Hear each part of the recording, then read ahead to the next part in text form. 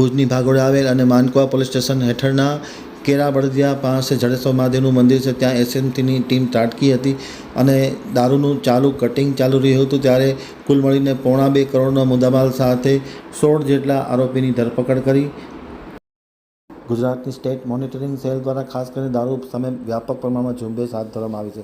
આજે પણ એસએમસીની team Mankuva police station હેઠળના કેરા વિસ્તારમાં ત્રાટકી હતી અને જડેશ્વર મહાદેવ મંદિરની આસપાસના વિસ્તારમાં ચાલુ દારૂનું કટિંગ ચાલતું હતું. તે વખતે એસએમસીની ટીમ ત્રાટકી હતી અને કુલ મળીને 1,70,28,808નો મુદ્દામાલ કબજે કરી આરોપીની ધરપકડ કરવામાં આવી છે. કુલ 16 આરોપીની ધરપકડ કરવામાં આવી છે, જેમાં ખાસ કુખ્યાત જે પ્રોહિબિશનના બુટલેગરો છે તેની ધરપકડ કરવામાં આવી છે અને માનકુવા પોલીસ સ્ટેશનને આ સુપ્રત કરવામાં આવ્યું છે. ધરપકડ થયેલામાં ગોપાલસિંહ,